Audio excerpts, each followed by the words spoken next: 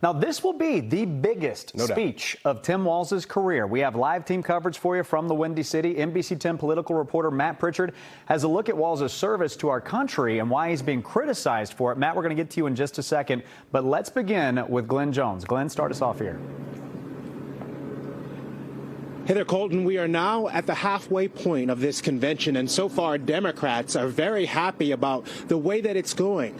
Except for a few dozen arrests from unruly protesters, this thing has been an impressive show. It all kicked off with an appearance by President Biden and the First Lady, but last night it was the appearance of another couple that once occupied the White House. That really got the crowd to its feet.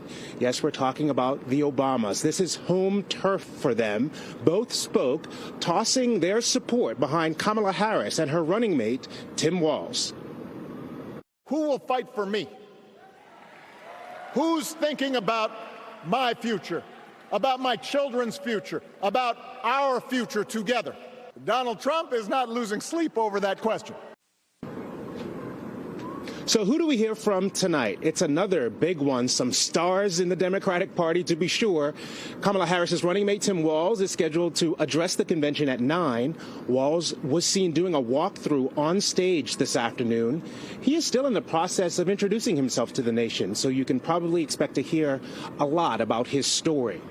But there are still plenty of big-name Democrats that get a chance to speak tonight. In addition to Walz, tonight we'll hear from former President Bill Clinton and former Speaker of the House, Nancy Pelosi.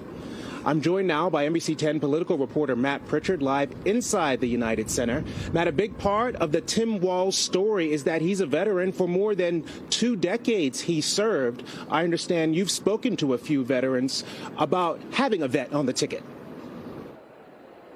Yeah, Glenn, what's really notable here is that both Republicans and Democrats have a vice presidential nominee that served in the military. But as this campaign season has really sort of hit its stride here, we've seen Republicans taking aim at Governor Tim Walz's service record and Democrats firing right back.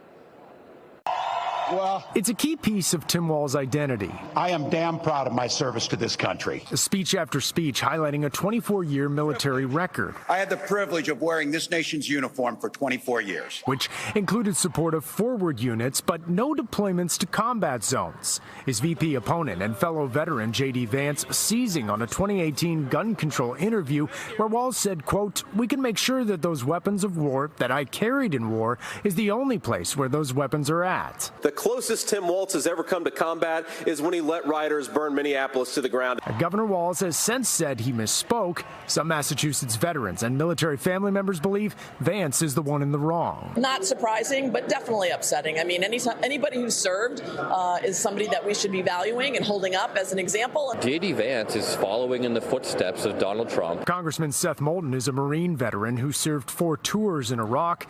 He says these attacks missed the mark. Denigrating veterans. And that's just not what the Democratic Party is about. Adding the focus should be on enhancing the lives of veterans in the next 4 years, whoever winds up in the White House. We should be excited that both tickets, the Republican ticket and the Democratic ticket, have post 9/11 veterans on them for the first time. That should be a moment of celebration. Tim Walz likely will have his own things to say about that specific situation tonight as he takes his spot at the DNC stage. Coming up at 6 o'clock, we are going to preview his remarks and what Massachusetts Democrats are hoping to hear from their vice presidential nominee. In Chicago, Matt Pritchard, NBC 10 Boston.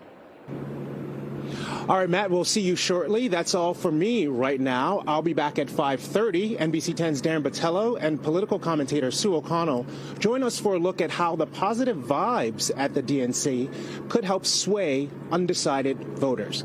As I turn it back to Corey and Colton in the studio, I have 4 words for you guys. Turned down for what? How about that thing last night? That's what everyone is talking about today, Glenn Jones. Glenn, as always, thank you. Same thing here in Chicago. Yeah, I'm sure, all across the country.